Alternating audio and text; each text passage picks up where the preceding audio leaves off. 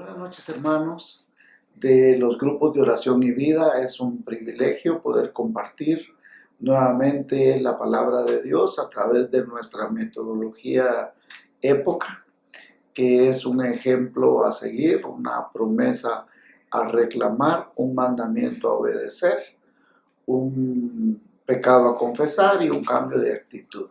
Ese es nuestro acróstico en época y que nos sirve para estudiar la palabra de Dios. Vamos a orar, hermanos, y es un privilegio llegar hasta sus hogares. Bendito seas tú, oh Dios Todopoderoso, que hiciste los cielos y la tierra. Queremos suplicarte una vez más que bendigas este programa, que bendigas esta metodología con la cual nos permite estudiar tu santa palabra versículo a versículo en nuestros hogares y que sea un instrumento y que también sea una bendición para cada familia, para cada hogar y que nos llene de esperanza, nos llene de fortaleza y que la misma pueda ser de vida, de fe, de práctica y de oración para gloria de tu nombre. Gracias, Señor, en el nombre de Cristo Jesús. Amén. Sin más preámbulos, hermanos, estamos en Marcos capítulo 10. Es lo que nos toca hoy. Trataremos de abarcar la mitad del capítulo. El capítulo es muy largo. Tiene más de 50 versículos y solo trataremos de llegar más o menos al 30, 32, por ahí vamos a tratar la manera y haremos un nuevo episodio que nos permita abarcar la otra parte y que usted no lo sienta tan extenso y que sí pueda encontrar la aplicabilidad de la palabra de Dios. Sin más preámbulos, estamos en Marcos capítulo 10, dice, levantándose de ahí vino a la región de Judea al otro lado del Jordán y volvió el pueblo a juntarse a él y de nuevo le enseñaba como él solía. Nuevamente encontramos a Jesús enseñando la palabra de Dios. Es evidente que a donde llegaba la gente se agolpaba. Y aquí en este versículo vamos a encontrar un ejemplo a seguir porque Jesús siempre está enseñando la palabra de Dios. Él siempre tiene un mensaje de esperanza, Él tiene un mensaje de salvación, de fortaleza y de bendición. Ese es el papel de nosotros en este momento, hermanos. A donde lleguemos, donde hablemos, por favor, amable hermano, amigo que me está escuchando, la iglesia debe ser un mensaje de esperanza, un mensaje de fe. Lamentablemente muchos están compartiendo a través de las redes sociales cuánta información llega del coronavirus, en vez de ser nosotros portadores de un mensaje de esperanza, de bendición, de fe. Y es un ejemplo a seguir que Jesús a donde llega siempre está compartiendo la palabra de Dios. Versículo 2. Y se acercaron los fariseos y le preguntaron para tentarle si era lícito al marido repudiar a la mujer. Aquí específicamente esta manera de tentar es un pecado a confesar. Tentar a las personas es provocar a las personas hacia el pecado. Y eso era la intención que estas personas tenían debido a que su intención era de maldad. Ellos querían que Jesús se encontrara atrapado, hablando en contra de Moisés, hablando en contra de la ley. El tema del divorcio era un tema muy controversial en tiempos de Jesús. Por un lado estaban los que defendían que una persona se podía divorciar por cualquier asunto, por simplemente hacer mal el desayuno, tener una discusión con una mujer constante. Eso era un causal suficiente. Pero por otro lado estaban los conservadores que decían que no debía existir el divorcio a no ser que fuera por una cuestión inmoral de manera sexual. Y el punto de los fariseos es que en realidad ellos quieren que Jesús hable mal de Moisés, que Jesús hable mal de la ley, porque creían que Jesús se iba a enfocar a contestar del lado más popular. Y el lado más popular que era el divorcio. por la dureza del corazón del ser humano, ¿no? Y él respondiendo les dijo: ¿qué os mandó Moisés? Versículo 3.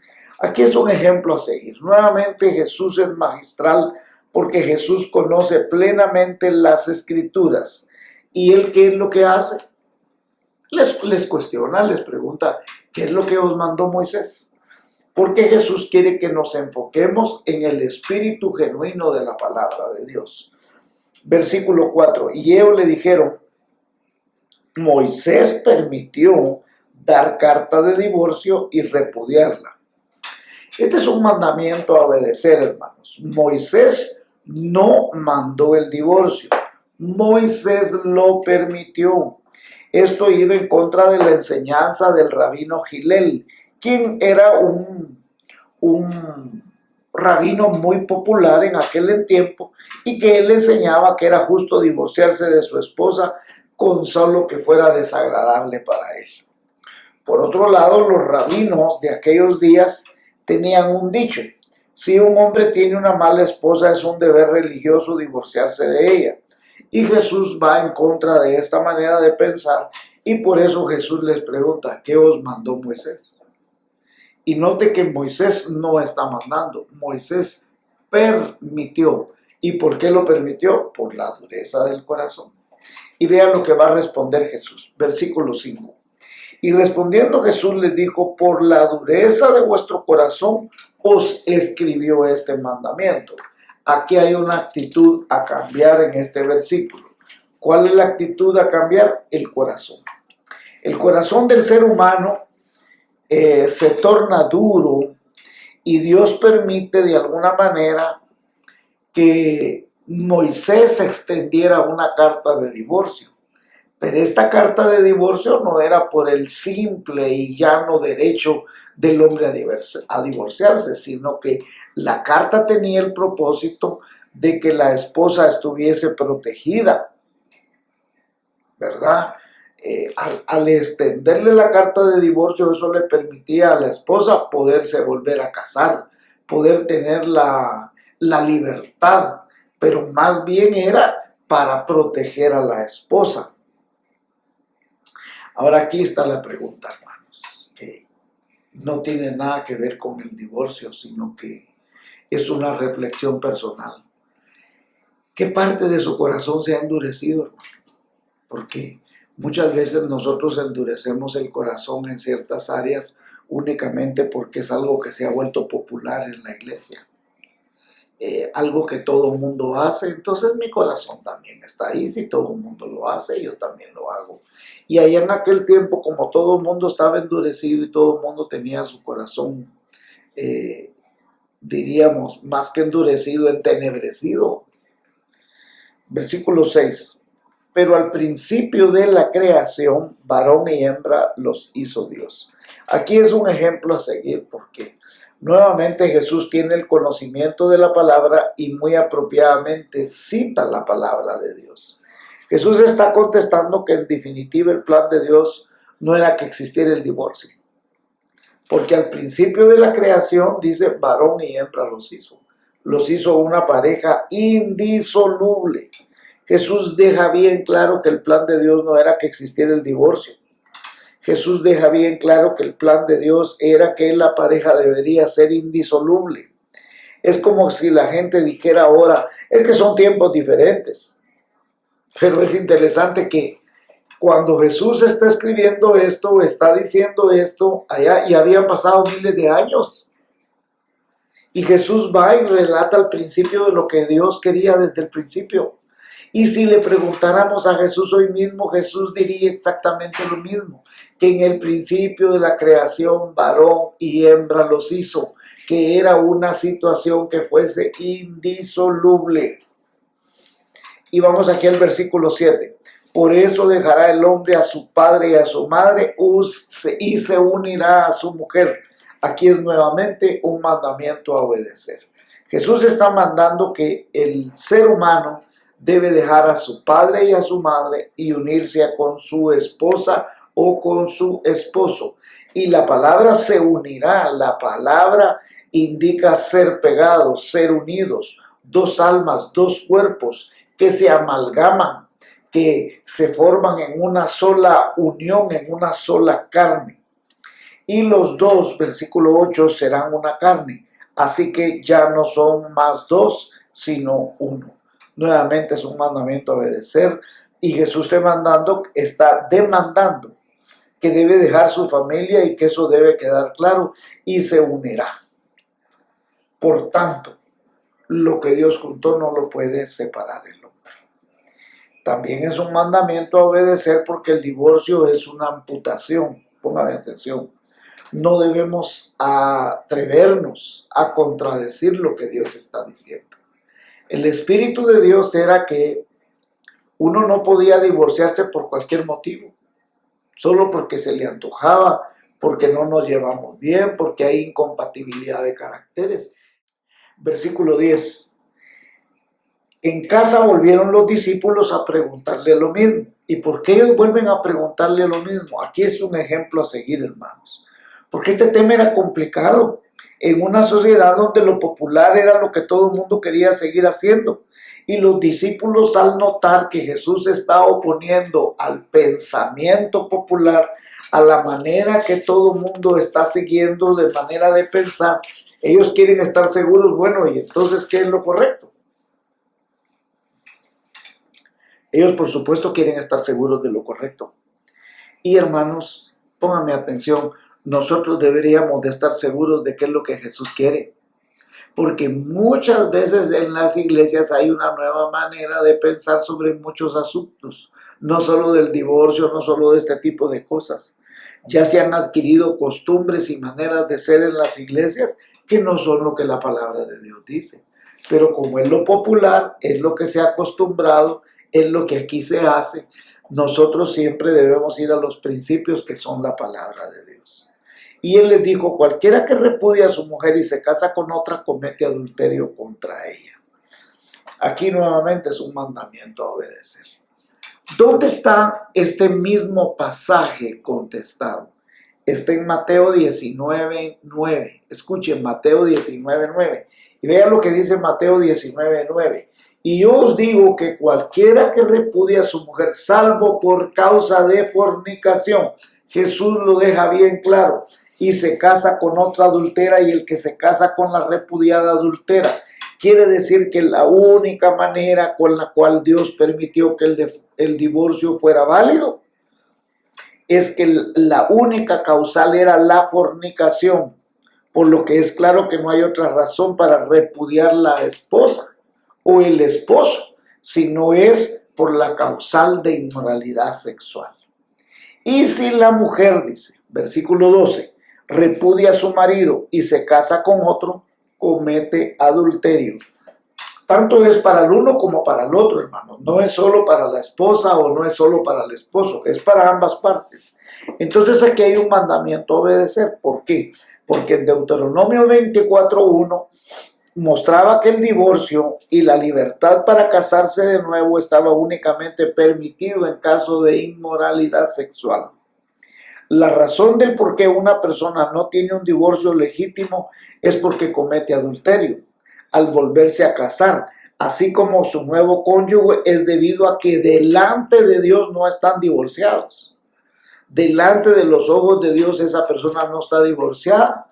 Si el divorcio fue hecho únicamente por cualquier cosa, que no haya sido la causal de inmoralidad sexual, ya que en su antiguo matrimonio aún es válido a los ojos de Dios. Pero por otro lado, escúchenme, por favor, por otro lado, puede que una persona no se divorcie y sí esté en inmoralidad sexual. Ante los ojos de Dios esa persona está divorciada.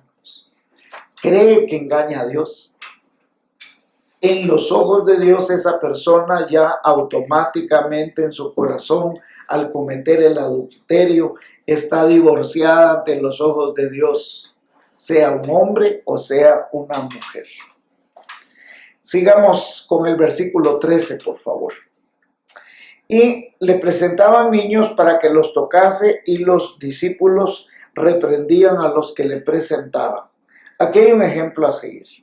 El ejemplo a seguir aquí en este pasaje es que nosotros debemos ser capaces de traer los niños a Jesús.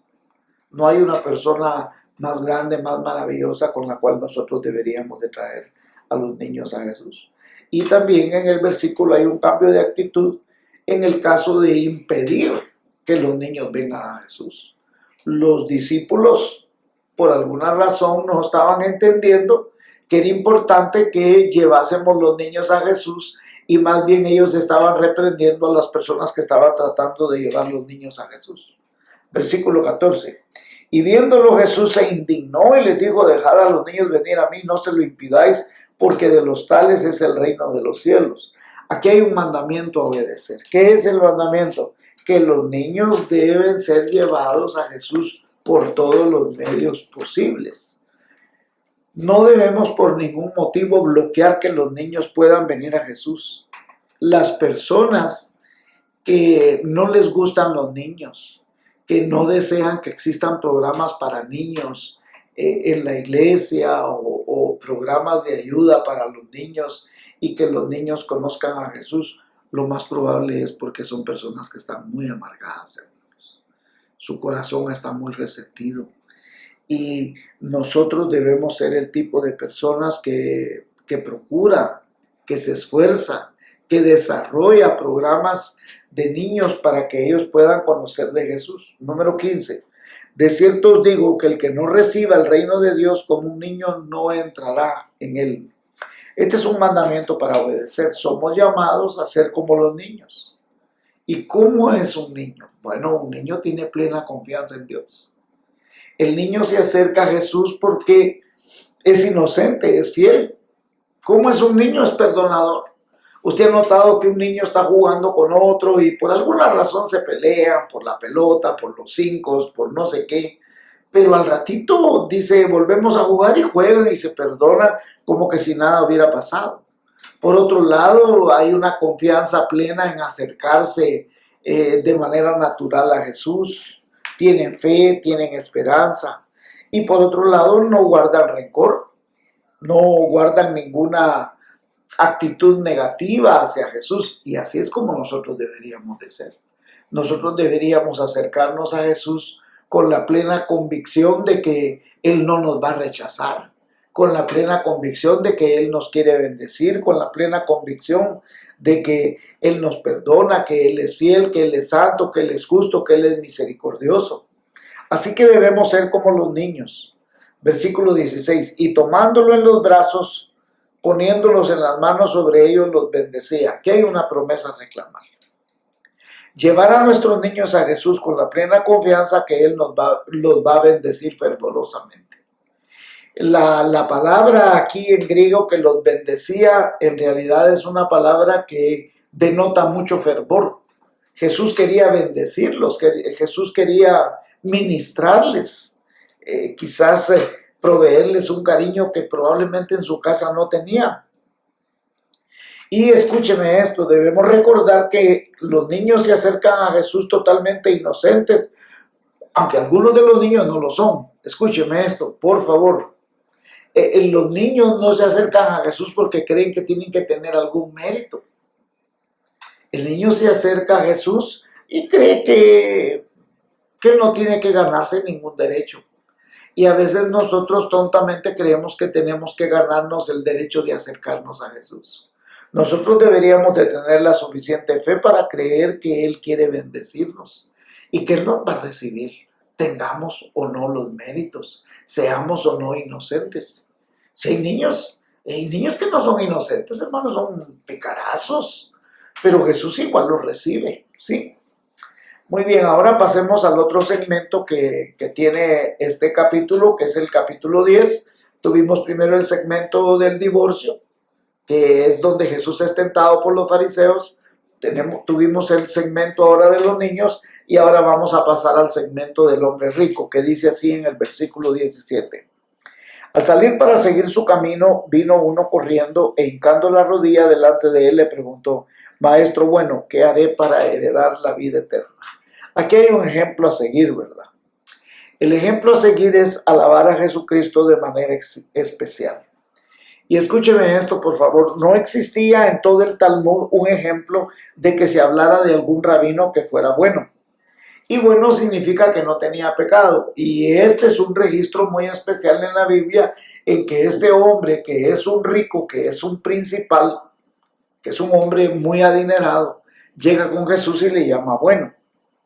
Y por otro lado, ahí debe haber también un cambio de actitud en que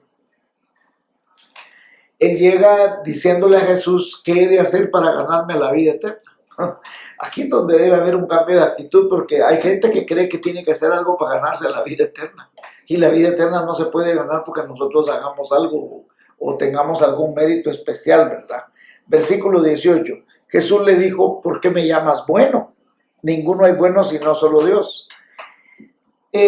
Ahora aquí en este versículo vamos a encontrar un cambio de actitud, porque Jesús no está negando su deidad, solo desea que él reconozca que si le llama bueno es porque genuinamente él es Dios. Y Jesús lo que está provocando es que él reconozca que si le llama bueno es porque quiere llevarlo a la conclusión de que él es Dios, ¿verdad? Y aquí el problema es que el joven en realidad rico no sabe quién es Jesús. ¿Y sabe por qué no sabe quién es Jesús? Porque tampoco sabe quién es Él. Porque si él supiera que él es un pecador y que necesita del Salvador, entonces él le hubiera dicho, tú eres bueno porque tú eres Dios. Pero ni sabe quién es él, que él es un pecador, ni sabe quién es Jesús. Porque si no, él hubiera respondido, tú eres Dios, tú eres bueno porque eres Dios, ¿verdad? Y vamos a encontrar que él tampoco sabe quién es él, porque si no, él hubiera respondido de manera muy adecuada a esta pregunta. Mire, Jesús le dice los mandamientos, ¿sabes? No adulteres, no mates, no hurtes, no digas falso testimonio, no defraudes, honra a tu padre y a tu madre. Versículo 19. Aquí hay un mandamiento a obedecer. ¿Cuáles son los mandamientos a obedecer? Todos estos que estaban ahí. El obedecer y procurar poner obra los mandamientos que el Señor nos señala es una señal de verdaderos creyentes. Escúcheme, los creyentes, los que hemos sido salvos en Cristo, no guardamos los mandamientos para ser salvos, sino porque somos salvos es una señal que procuramos poner por obra los mandamientos, entendiendo que nadie puede cumplir con todos los mandamientos. Pero Jesús le cita estos mandamientos que son los de la segunda parte de la tabla de los mandamientos. No le citó los primeros. Note que no le citó los primeros. Le citó la segunda parte de los mandamientos. No adulteres, no mates, no hurtes. ¿Por qué Jesús hace esto? Porque Jesús lo quiere llevar al punto especial de que Él reconozca quién Él es. Mire, versículo 20. Entonces respondiendo le dijo, maestro, todo esto lo he guardado desde mi juventud. Esto es un poco irrisorio porque nosotros deberíamos de tener un cambio de actitud al creer que nosotros cumplimos con los mandamientos, hermanos. Y escuche esto, desde el punto de vista personal, el joven rico suponía que él sí guardaba todos los mandamientos, pero desde el punto de vista de Dios era imposible, porque por eso fue que Dios estableció los sacrificios. Los sacrificios fueron establecidos en el Antiguo Testamento porque tapaban el pecado del mundo. Eran los corderos que año con año sacrificaban y el sacerdote entraba al lugar santísimo para tapar los pecados. Este hombre ni nadie había podido cumplir los mandamientos. Y entonces, pero él mismo cree, todo lo he guardado desde mi juventud. Aquí es donde Jesús lo desafía. Y le dice, versículo 21. Entonces Jesús mirándolo le amó y le dijo, una cosa te hace falta. Anda, vende todo lo que tienes y dalo a los pobres y tendrás tesoro en el cielo. Ven y sígueme tomando tu cruz. Aquí hay un mandamiento a obedecer. Jesús primero demuestra que Él está lleno de amor hacia un corazón que está vacío. El corazón de este muchacho estaba vacío. Según él estaba lleno de compromiso, que él cumplía la palabra de Dios, que cumplía los mandamientos. Pero la Biblia dice que Jesús mirándole le amó, dice. Él desafió a que amara más a Dios que a los bienes que él amaba. Y entonces, cuando este muchacho le pregunta, ¿qué haré? ¿Qué haré? Fue la gran pregunta que él había hecho a él. Miren, cuando nosotros venimos a Cristo, somos llamados a creer en Jesús como Señor y Salvador personal. Nosotros somos llamados a tener fe. Pero una vez que creemos, una vez que somos salvos, ¿qué deberíamos hacer nosotros?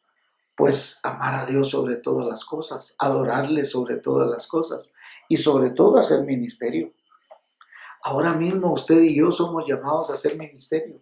Mire, si nadie está yendo a la iglesia, ni aquí en Guatemala, ni en El Salvador, ni en Estados Unidos. Ninguna de las iglesias en Estados Unidos está participando en hacer un culto o una adoración. Pero usted y yo nos podemos volver en misioneros electrónicos. Mire, hermano y hermana que me está escuchando, es triste, pero nosotros podemos ver las estadísticas de las personas que ven los programas, las transmisiones de estas cosas. Y es interesante que, por ejemplo, tenemos miles de vistas, 1,800, 2,000 vistas. Pero ¿sabe una cosa? 800 personas solo lo ven 1 minuto. Otras 500 personas lo ven 2, 3 minutos. Un porcentaje muy pequeño logra ver todo el programa. ¿Y sabe por qué? No le interesa. Dice que está enamorado de Jesús. Pero si usted dice estar enamorado de Jesús, demuéstrelo. Demuestre que realmente está enamorado de Jesús. La gente está viendo más videos de cosas de risas, de mujeres, de partidos, de cualquier otra cosa. Pero lo menos que está viendo son videos de la palabra de Dios. Así es de que nosotros somos llamados a demostrar que amamos al Señor Jesús sobre todas las cosas. Versículo 22. Pero el afligido por esta palabra se fue triste porque tenía muchas posesiones. Jesús lo desafía a que él no estaba cumpliendo con el primer mandamiento, que era amar al Señor sobre todas las cosas. Él estaba amando más el dinero. Y nosotros, este es un pecado a confesar, porque muchas veces a nosotros también se nos pregunta si realmente amamos a Dios, y todos decimos que amamos a Dios. Demuéstrelo, hermano. Demuéstrelo. Usted dice que ama a su iglesia, demuéstrelo. Usted dice que ama al Señor sobre todas las cosas, demuéstrelo. 23. Entonces Jesús, mirando alrededor, dijo a sus discípulos: cuán difícilmente entrará en el reino de los cielos el que tiene riquezas. Aquí es donde debe haber un cambio de actitud. ¿Y cuál es el cambio de actitud, hermanos? Que las riquezas se vuelven un problema cuando ocupan el primer lugar. ¿Qué es lo que ocupa el primer lugar en su corazón? Versículo 24. Los discípulos se asombraron de sus palabras, pero Jesús respondiendo y volvió a decirles: hijos, cuán difícil es entrar en el reino de Dios a los que confían en las riquezas. Ahí está la palabra. Confían en las riquezas. Aquí es donde debe haber un cambio de actitud. Jesús advierte la manera directa sobre en quién usted tiene su confianza, si en Dios o en el dinero. El dinero no salva, solo Jesucristo salva. 25. Más fácil es pasar un camello por el ojo de una aguja que entrar un rico en el reino de Dios.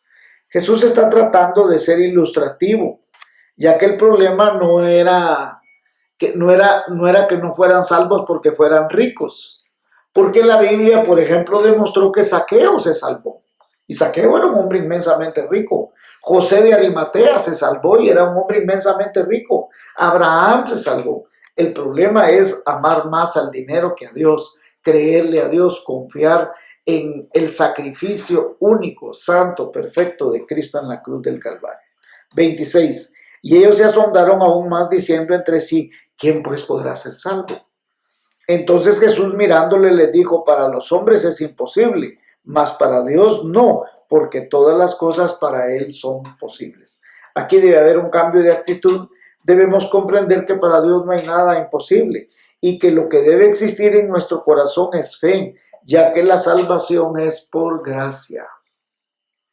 28. Entonces Pedro comenzó a decirles: he aquí nosotros hemos dejado todo y te hemos seguido. Aquí es un ejemplo a seguir. En contraste con el joven rico que no quiso dejar nada, Pedro dice, ¿y qué pasa con nosotros si nosotros lo hemos dejado todo? Bueno, pues déjeme decirle que Jesús no es injusto con la persona que deja las cosas para seguirle, ¿verdad? Ellos no solo lo habían dejado todo, le estaban sirviendo. Entonces Jesús les va a responder de esta manera y dijo, de cierto os digo que no hay ninguno que haya dejado casas, hermanos o hermanas o padre o madre o mujer o hijos y tierras por causa de mí y del evangelio, que no reciba 100 veces más ahora en este tiempo, casas, hermanos, hermanas, padres, hijos, tierras, con persecución y en el siglo venidero la vida eterna. Aquí hay una promesa a reclamar, hermanos. ¿Y cuál es la promesa a reclamar? Que ciertamente Dios nos va a dar 100 veces más cualquier tipo de bendición, pero hay algunas cosas aquí que no son literales, porque no te va a dar 100 mamás, ni 100 mujeres más, ni 100 maridos más, ¿verdad? Pero sí es cierto que te va a proveer, te va a bendecir más allá de lo que aún tú puedas necesitar. Pero muchos serán postreros y los postreros primeros. Aquí hay otra promesa a reclamar. No sabemos ni comprendemos la manera de premiar del Señor, pero lo que sí sabemos es que será inusual, pero nunca injusta. Escúcheme esto. Toda persona que deja cualquier cosa por seguir a Jesús, no importa si vino antes o vino después, tiene un premio glorioso en Cristo Jesús. Y una cosa le puedo asegurar, todo premio en Cristo no es injusto.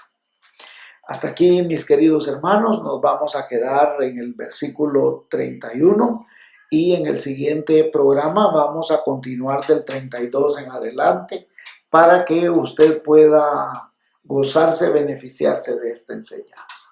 Que Dios le bendiga y hasta pronto.